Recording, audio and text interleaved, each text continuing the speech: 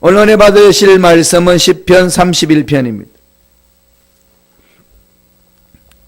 시편 31편.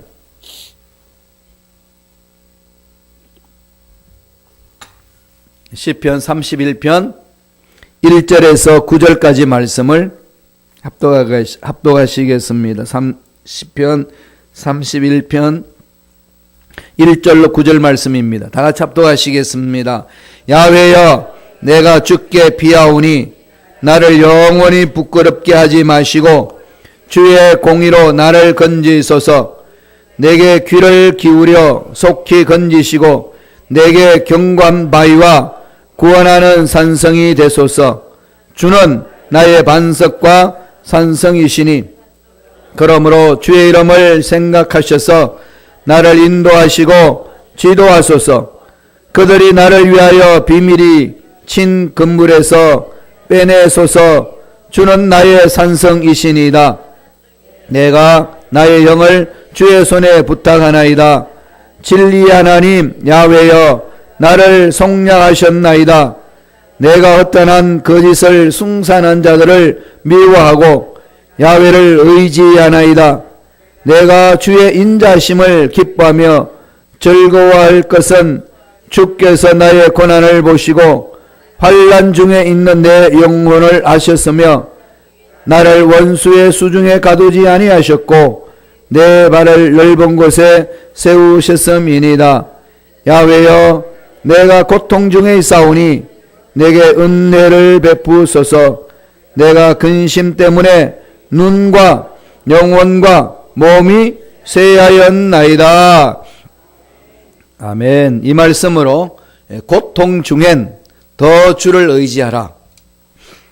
고통 중엔 더 주를 의지하라 라는 제목으로 은혜 말씀을 나누겠습니다. 우리는 주님을 의지하면서 사는 거죠. 그런데 고통이 있을 때는 어떻게 해야 되겠죠? 실망할 수 있고 낙심할 수 있지 않습니까? 오늘 성경에서는 더 주를 의지하라고 그렇게 권면합니다. 그래서 오늘 제목은 고난 중엔 더 주를 의지하라.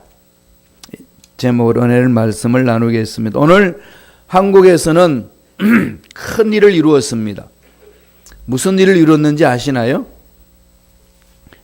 고등학교 3학년들이 대학 들어가기 위하여서 입학시험과 같은 수능시험을 치루었습니다. 포항의 지진 때문에 그 수능시험을 일주일간 연기했다가 오늘 치루었죠. 우리는 이제 목요일날 시작이지만 그는 벌써 목요일날 한국은 끝나지 않습니까? 그래서 수능시험을 잘 치렀다고 해방 맞았다고 지금 고3 학생들은 이렇게 함성을 지르고 난리 났습니다. 그만 끝난 게 아니라 가정에 있는 엄마 아빠도 자유를 얻었어요. 한국에는요, 산에는 산삼이 있고 바다에는 해삼이 있고 집에는 고삼이 있습니다. 고삼이 있으면 그렇지만은 1년 동안 완전히 초주급이에요. 그냥 모두 집중하고 있는 게 대한민국입니다. 그런데 그 자유를 얻어서는 얼마나 좋겠어요. 그럴 때마다 내치는 소리 있죠. 공부 게을리하면 나중에 쪽박 찬다. 그런 말들 많이 들어보시지 않습니까? 정말 이 말 때문에 그냥 공부하고 시험을 준비하는데 몸부림을 칩니다. 저도 그런 경우 많았어요. 공부 게을리하면 나중에 쪽박 찬다. 이게 무슨 말이죠? 아주 어렵게 된다는 상황을 말할 때 쪽박 찬다. 그렇게 말하잖아요. 이 와닿지요. 되게 정말 이 쪽박 찬다는 말이 되게 와닿습니다. 말 자체가. 오늘 본문에 나오는 다윗도 어려운 상황에 있을 때 우리말로 말하면 주여, 이 어려운 상황에서 주님이 안 건져주시면 저 쪽박 찹니다. 이렇게 엎조리고 있습니다. 그게 뭘까요? 깨진 그릇 같습니다. 깨진 그릇 같습니다. 그러고 있어요. 한번 읽어보실래요? 12절에 우리 읽지 않았습니다만 성경 시편 31편 12절 우리 성경을 펼쳐놓고 보도록 하겠습니다. 읽겠습니다. 내가 잊어버린 바 됨이 죽은 자를 마음에 두지 아니함 같고 깨진 그릇과 같으니이다. 깨진 그릇과 같아이다. 이 말은 뭐죠? 쪽박 찼습니다. 쪽박 찬 것 같아요. 하나님. 이 몸부림이죠. 깨진 그릇은 더 이상 쓸모없지 않습니까? 그 그릇 어디 갔지? 찾는데 생각해 보니까 그거 깨져 버렸어. 그러면 어떻게 하죠? 버리는 거죠. 기억자초도 없습니다. 다윗이 지금 그런 상황이라는 거죠. 너무 어려운 상황에 있고 처박혀 있으니까 깨진 그릇 같다니까 사람이 찾지 않았고 죽은 사람이 사라지듯이 사라지는 것 같은 그런 느낌이 있다는 겁니다. 그러한 자신의 상황 속에서 다윗은 무엇을 하나요? 하나님께 매달립니다. 이게 다윗이죠. 쪽박 찼습니다. 이제는 끝났군요. 이걸로 그냥 한숨만 푹 쉬고 주저앉는 다윗이 아니라 하나님께 구합니다. 매달리는 거죠. 무엇을 구했을까요? 세 가지를 구했습니다. 세 가지. 말씀을 찾으면서 한번 보죠. 1절을 보세요. 31장 1절. 다 같이 우리 한 목소리 읽겠습니다. 야훼여, 내가 주께 피하오니 나를 영원히 부끄럽게 하지 마시고 주의 공의로 나를 건지소서. 제일 먼저 뭘 찾으시죠? 주의 공의로 나를 건지소서. 이걸 구합니다. 공의로 근거한 기도를 하는 거죠. 하나님의 성품이 가장 존중 여기는 성품이 뭘까요? 거룩성이죠.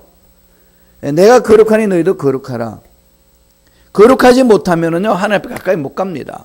거룩한 자만 하나님께 가까이 가는 거죠. 그런데 우리가 우리 삶을 바라보면 거룩한 것은 하나도 없지 않아요. 그럴 때마다 절망을 느끼지 않습니까? 어떻게 하나님을 만날 수 있나요? 거룩해야 만나는데. 딱 한 가지 방법이죠. 우리들한테는 예수 십자가를 믿는 거예요. 예수 십자가는 우리 모든 죄를 다 씻어주시고 믿기만 하면은 거룩한 자로 세워주십니다. 하나님 보시기에 죄가 없다 선언을 해주시는 거죠. 그걸 칭의, 의롭다고 칭해준다. 그럽니다.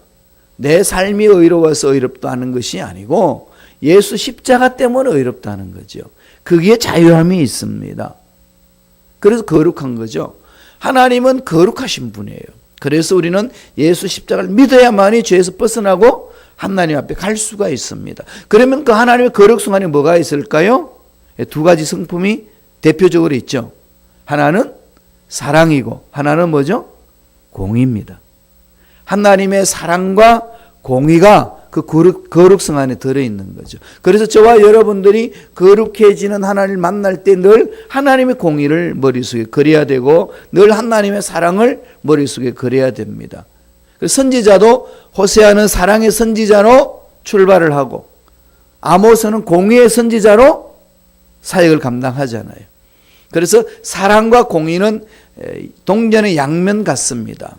하나가 되어서 가는 거죠. 공의가 빠진 사랑은 변질됩니다. 사랑이 빠진 공의는 바리새인 됩니다. 율법주의자가 되는 거죠. 이래서 하나님으로부터 책망받습니다.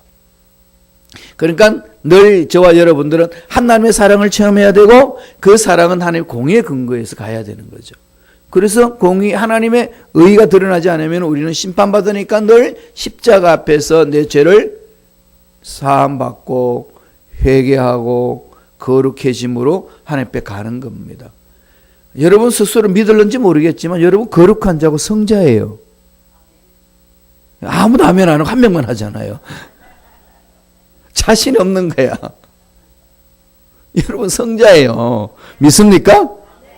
예. 예수를 믿는 사람을 세인트라고 그래요. 그 세인트를 번역하면 뭐죠? 성자지요. 거룩한 성자가 뭐예요? 거룩한 자잖아요.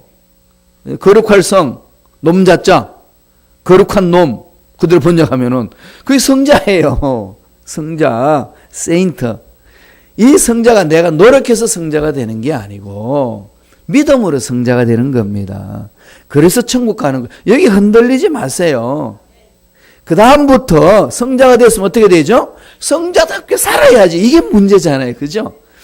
하나님은 성자다 그랬는데 나는 성자 아니올시다 그러면서 아무렇게나 살아내니까 이게 문제가 된다는 거죠. 마귀가 자꾸 넘어지게 만들지. 네가 무슨 성자냐, 네 꼬락서리를 알아. 이 말 하면은요, 그 말은 또 잘 들어요. 그렇지, 내가 날 꼬락서리 보는 성자가 아니지. 그러면서 곤두박질 칩니다. 하나님 말씀은 안 듣고 자꾸 사탄 말을 잘 들어요. 차버리세요. 오늘 다윗이 뭐라고 그럽니까? 하나님, 하나님의 공의로, 주의 공의로 나를 건져주소서. 이게 무슨 말일까요? 하나님의 공의가 모든 사람에 임해야 된다는 거죠. 나한테만 공의 잣대로 임하시는 게 아니고 나를 괴롭히는 그 악한 놈들도 공의 잣대로 해가지고 나를 건져주소서 이거 아니겠습니까? 내가 회개하고 돌아서면은 나만 잘못됐다고 책망하신 하나님이 아니라 나를 괴롭히는 그 인간들 공의 잣대로 해가지고 그 악한 무리들을 멸해 주셔야 됩니다. 어마어마한 선포지요. 저도 하나님 심판받겠습니다. 근데 심판받는 데서 면제받는 길을 알지요. 다윗은 어떻게 알죠? 회개하고 돌아오는 거예요. 회개하고 돌아오니까 회개하지 않는 그 인간들은 어떻게 하죠? 공의 잣대로 들어가면 그들은 심판받고 멸망받을 수밖에 없습니다. 다윗이 정말 똑똑해요. 기도하는 내용 보면은 이렇게 기도하세요. 하나님 공의로 나를 지켜주소서. 그러니까 지금 어려운 상황에 있을 때 공의로 지켜주면은 나는 회개하고 들어오기 때문에 회개하지 않는 그 인간들은 부끄러움을 당해요. 넘어지는 거죠. 그러니까 거기에 아버지 공의에 근거해서 기도하니까 담대해지는 거죠. 3절 보세요. 그래서 다윗이 피할 수 있는 길은요, 야훼밖에 없다고 이야기합니다. 31장 3절, 31편 3절 읽습니다. 주는 나의 반석과 산성이시니 그러므로 주의 이름을 생각하셔서 나를 인도하시고 지도하소서. 인도하고 지도하라는 거죠. 주는 뭐라는 거죠? 반석이고 산성. 다윗은 힘들고 어려우면 피하는 곳이 바위 속 산성으로 가면서 실질적으로도 그랬어요. 굴 속에 들어가서 피하고 그랬지 않습니까? 사울을 피해서 늘 도망 다닐 때에 견고한 산속에 견고한 바위굴 속에 들어가서 숨었습니다. 나중에는 도저히 안 돼가지고 완전히 블레셋으로 가는데 블레셋은 적수 아니겠습니까? 골리앗을 죽여버렸던 그 골리앗의 고향으로 도망갑니다. 망명 갑니다. 망명 가가지고 살 수 있는 길을 어떻게 하죠? 미친 채 합니다. 침을 질질질 흘리고요. 눈동자 초점 없게 그냥 흰 눈동자가 나오도록 이렇게 하고요. 그렇게 블레셋에 들어갔어요. 그러니까 블레셋 사람들을 보니 얘가 지금 골리앗을 죽인 다윗 아니냐? 얘가 왜 이렇게 되냐? 그래가지고 놔뒀어요. 거기에 이제 그 아둘람 동굴 속에 이 사울을 피해서 진돌렸던 사람들이 모이기 시작한 거죠. 나중에 600명까지 모여가지고 그들을 훈련시킵니다. 그래서 하나님이 다윗에게 약속하신 그 왕위를 굳히기 위하여서 준비합니다. 블레셋 들어가가지고 외부 사람들 볼 때는 미친 채 하는 거죠. 침 질질 흘리고 연기력도 좋아요. 다 속습니다. 블레셋 사람들이 그게 미친 채 하고 가니까 그래서 무장 해제하고 친하게 돼요. 친하게 되면서 다윗이 자기 정신을 가다듬고 거기에 있는 친한 왕에게 도움을 청해서 자기 삶을 만들어갑니다. 그러면서 자기가 어려운 상황에 있을 때 피할 곳은 비유적으로 반석과 산성이다. 경고하다는 거죠. 누가 그렇다는 거죠? 하나님. 고난이 있고 힘들고 어려우면 세상 보지 마세요. 이 방법 저 방법 찾으려고 하지 말고 전능하신 하나님께 무릎을 꿇으세요. 하나님 앞에 무릎을 꿇어서 대답 듣지 못하면요, 내가 어떤 방법을 풀어도 안 풀립니다. 아시잖아요. 경험해 보셔서 아시잖아요. 그러니까 그냥 무릎 꿇으세요. 하나님께 공의로 하나님 나를 건지소서. 그래서 하나님 만나셔야 돼요. 답은 그것밖에 없더라고요. 제가 여태껏 신학하고 목회하고 신앙생활 하면서 보니까 하나님 만나서 답 얻지 않고서 답이 없더라고요. 다 흔들려요. 상황에 따라서 흔들리고 문제가 생깁니다. 그게 매달리면은 하나님이 풀어주셔요. 그렇게 나를 못 잡아 먹어서 난리치던 그 인간도 하나님이 만드시니까 무장해제가 됩니다. 신비롭게 그런 일들이 일어납니다. 교회도 마찬가지예요. 어렵고 힘들 때 이 사람 저 사람 원망할 필요 없고요. 이 목사님 저 목사님 원망할 필요 없고요. 무릎을 꿇으세요. 전능하신 하나님 만지시면 당할 자 없습니다. 그래서 다윗이 그거 하는 거 아니에요? 공의로 나를 건져주소서. 두 번째 5절입니다. 5절에 한번 읽어볼까요? 다 같이 31편 5절 시작. 내가 나의 영을 주의 손에 부탁하나이다. 진리의 하나님 야훼여 나를 속량하셨나이다. 예. 뭐 하라는 거죠? 주의 손에 부탁한다는 거죠. 무엇을? 두 번째 기도는요. 내 영을 주의 손에 부탁하나이다. 첫 번째는 주의 공의로 나를 건지소서. 그걸 호소하고 두 번째는 내 영을 주의 손에 부탁합니다. 손이라는 말씀을 지켜보세요. 우리의 삶의 궁극적인 것은 하나님 손에 있는 거죠. 예, 내 인생은 하나님 손에 있습니다. 여러분 살고 싶어서 태어나셨나요? 태어나서 그냥 사는 거지. 그럼요, 어느 누가 자기가 이 세상에 살겠다고 계획해가지고 태어나서 아무도 없습니다. 태어나서 보니까 남자였고 여자였고 김씨였고 박씨였고 한국 사람이었어요. 이민 온 거는 우리가 살면서 하나님 인도하시는 받아서 여기 왔을 뿐이지. 그죠? 생명이 있기 때문에 이민도 오고 여기서 몸부림치는 거 아니겠어요? 그러니까 나의 생명은 하나님 손에 있습니다. 내 생명이 끝나는 것도 하나님 손에 있습니다. 그러니까 우리의 삶의 궁극적인 하나님 손에 있다는 것 잊지 말아야 됩니다. 그러면 내 생명이 하나님 손에 있으면 원수의 생명도 누구 손에 있을까요? 하나님 손에 있는 거지요. 그러면 잘못한 그 인간 하나님이 공의로 심판하려면 어떻게 되겠어요? 한순간에 끝내는 거죠. 얼마나 멋집니까? 이것을 신뢰하는 거예요. 하나님이 해주신다는 거. 지금은 내 눈에는 내 뜻대로 안 되는 것 같고 막 답답하고 막 괴로운데 왜 그 인간 안 데리고 가나, 막 왜 김정은이 저거 안 데리고 가나, 막 이러지만은 김정은이 생명도 하나님 손에 있습니다. 아직 살려주신 것은 하나님 하실 일이 있는 거 아니겠어요? 우리한테 끊임없이 기도하게 하시고 평화가 뭔지를 가르쳐 주시고 그것을 너희들은 지켜야 된다는 걸 말씀하는 거 아니겠습니까? 세상의 모든 것들요, 나를 괴롭히는 모든 환경들 다 하나님 손에 있습니다. 그래서 지금 다윗이 내 영을 주의 손에 맡깁니다. 하나님 손에 맡깁니다. 절대 주권이죠. 얼마나 멋진 고백입니까? 내 인생의 주인 하나님입니다. 내 가정의 주인, 내 자녀의 주인 하나님이시고 우리 교회의 주인 하나님이십니다. 하나님이 만져주실 것을 기다리고 나가면은 그 믿고 가는 그들을 통해 하나님 역사하시는 겁니다. 그렇게 흔들리지 마세요. 얼음 일이 있고 삶의 터전이 흔들리고 살 소망까지도 끊어질 때 우리들이 할 일은 나의 반석이요 나의 산성이신 하나님 손에 달려가는 거죠. 7절 보세요. 31편 7절 다 같이 한 목소리로 천천히 읽습니다. 주께서 나의 고난을 보시고 환난 중에 있는 내 영혼을 아셨으며. 아니에요? 왜 그게 아니지? 예, 죄송해요. 8절이에요. 절수를 잘못 봤네. 8절 다 같이 읽습니다. 시작.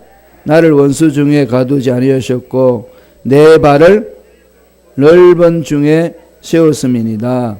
예, 제가 7절을 앞부분의 거를 빼고 하반절만 읽었어요.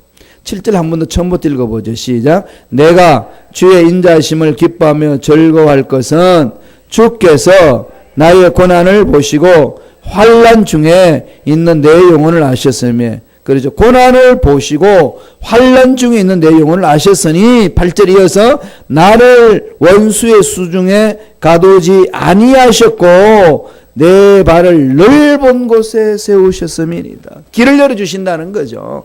우리가 가는 앞길에, 하나님의 자녀들의 가는 앞길에 한 문이 닫히면은 다른 문을 열어주십니다. 저번에 한 말씀드렸는데, 저는 영화를 좋아해서 영화를 이렇게 종종 보는데, 옛날 좋은 영화 있어요. 사운드 오브 뮤직이라고 보셨어요? 사운드 오브 뮤직이 무슨 내용이죠? 너무 재미있는 내용인데, 수녀가 이게 호레비가 있는데, 장군인데, 장교인데 자녀들이 많아가지고 7명이나 되지요. 거기에서 이제 이 음악성이 다 뛰어나가지고 수녀가 그들을 가정교사로 들어가가지고 노래를 가르치면서 그 가정에 사랑을 불어넣습니다. 그런데 이 수녀가 그 집안의 가장 그 장교를 보는 순간에 마음이 자꾸 동해요. 마음이 동합니다. 그래서 수녀가 하나님 앞에 혼자서 열심히 살겠다고 이렇게 결심했는데 마음이 동하니까 얼마나 괴롭겠어요. 근데 그 괴로워할 필요 없는데, 그죠? 그래서 도저히 안 돼가지고요. 이 수녀 원장, 그 수녀원의 원장인 늙은 수녀한테 갔어요. 이 늙은 수녀가 멋져요. 마음이 동하냐? 그럼 가라. 너무 멋있잖아요. 그래서 하는 말이 있습니다. 하나님은 한 문을 닫으면은 다른 문을 열어주시는다. 이건 그 대사를 못 읽었죠. 예, 그게 있어요. 그 영화 속에 그게 묻어 있습니다. 하나님 손에 있다는 거죠. 하나님이 길을 열어주신다는 겁니다. 이거 만판의 색이세요. 그래서 또 힘들고 어려우면은요, 그때 이 사운드 오브 뮤직에서 나오는 그 대사가요, 떠나지 않아요. 그게 성서에도 이야기하고 있고요. 한 문을 닫으면은 다른 문을 열어주신다. 환난 중인 내용을 보셨기 때문에 하나님은 원수 속에 가둬놓지 않고 오히려 넓은 길로 열어주신다. 다른 길로 가게 하신다는 거죠. 그러니까 우리의 모든 삶을 주님께 맡기고 따라갈 수 있습니다. 불안하죠? 그렇게 맡기고 하자니 될 대로 되려가 안 해요. 하나님을 신뢰하는 거예요. 이게 믿음이에요. 눈에 안 보이고 손에 안 잡히지만 하나님은 살아계셔서 내 길을 갈 길로 열어주실 줄로 믿습니다. 내 발을 붙들어 주실 줄로 믿습니다. 신뢰하는 거죠. 이 믿음 보시고 역사하는 거 아니겠습니까? 마지막 세 번째로 기도하는 게 뭘까요? 9절에 있습니다. 시편 31편 9절 다 같이 한 목소리 천천히 읽습니다. 야훼여 내가 고통 중에 있사오니 내게 은혜를 베푸소서. 내가 근심 때문에 눈과 영혼과 몸이 쇠하였나이다. 그러니까 여러분 근심은 하시면 안 돼요. 여러분 근심하면 눈이 어두워져요. 눈이 침침한 사람들, 근심이 임하면 눈이 더 침침해요. 예, 영혼이 쇠하고 또 뭐가 쇠하죠? 몸도 쇠해요. 근심 걱정하면서 밥 먹어보세요. 다쳐야지. 소화도 안 되고 신경쇠약이고 불면증이고 나중에는 우울증이고 거기에 되면 또 뭐가 되죠? 무기력증이 빠집니다. 근심을 자꾸 맡기라는 거죠. 그러면서 다윗이 기도하는데 고통 중에 있사오니 은혜를 베풀어 달라고 기도합니다. 은혜를 달라고. 공의로 나를 건져달라고 그러고 내 영혼을 주님 손에 맡깁니다. 내 영혼을 주님의 손에 있사옵니다. 주님의 손이 잡아달라고 기도하고 세 번째로는 은혜를 베풀어 달라고 기도합니다. 은혜. 신앙생활은 은혜죠. 여러분 예수 믿는 것도 은혜가 있기 때문에 믿는 거예요. 새벽 예배 나오는 것도 한 은혜가 임했기 때문에 나옵니다. 그러니까 이 은혜를 사모하여서 고통 중에 있을 때는 부르짖으라는 거죠. 부르짖으면서 가라는 겁니다. 하나님 앞에 힘들고 힘들면은 더 하나님 앞에 나와서 부르짖으라는 거죠. 19절에는요 엄청난 말씀을 던집니다. 시편 31편 19절 동그라미 치놓으세요. 중요하죠. 19절은 다 같이 읽습니다. 주를 두려워하는 자를 위하여 쌓아두신 은혜 곧 죽게 피하는 자를 위하여 인생 앞에 베푸신 은혜가 어찌 그리 큰지요. 19절을 보면은 쌓아두신 은혜가 있습니다. 예, 쌓아두신 은혜. 쌓아두신 그 은혜로 뭐 하시죠? 베풀어 주시죠. 예, 베풀어 주시죠. 은혜가 쌓여 있대요. 내 고난을 위해서, 내 고난 당할 점에 쌓여 있는 은혜를 푸신다는 거죠. 은혜가 쌓여 있습니다. 쌓아두신 은혜. 쌓아두신 은혜가 있기 때문에 고난 당하면 어떻게 될까요? 더 부르짖으라는 거죠. 더 그냥 문제 앞에 매몰 당하지 말고, 어려운 일이 있고 어려운 환경이 있고 그러면은요, 그 문제 자꾸 생각하면 생각할수록 답 없습니다. 꼭 늪 같아요. 늪 속에서 아무리 허우적거리봐도 못 나오잖아요. 예, 오히려 가만히 있으면서 이 늪 바깥으로 나올 이 밀어내는 것을 체험할 수 있도록 서서히 가야 되지, 못 모르고 허우적거리다가는 그냥 더 깊숙이 빠져들어간다는 겁니다. 마찬가지예요. 문제를 자꾸 문제 속에 빠져들어가면은 답이 안 보입니다. 그럴 때 어떻게 해야 되겠어요? 전능하신 하나님 바라보시는 겁니다. 쌓아두신 은혜가 임하셔서 이 순간에 베풀어 주심으로 이 고난에서 벗어나게 하여 주옵소서. 쌓아두신 은혜가 있기 때문에 우리는 더 부르짖어야 됩니다. 평상시에는 한 개의 은혜를 구했다면은 이 고난 중에 있을 때는 한 개로 안 되니까 2개, 3개, 10개로 하나님 쌓아두신 은혜를 부어주시사 나를 살려 주옵소서. 그래서 고난 중에 더욱더 주를 의지하라는 겁니다. 주만 바라보시면서 은혜를 사모하시고 기도할 때에 하나님이 베풀어 주신 은혜가 기적이 상식처럼 저와 여러분 삶 속에 일어날 줄로 믿습니다. 기도하겠습니다. 하나님 아버지, 우리가 세상 살면서 당한 어려운 문제들 많이 있는데 이런 문제들이 있을 때마다 문제 속에 파묻혀서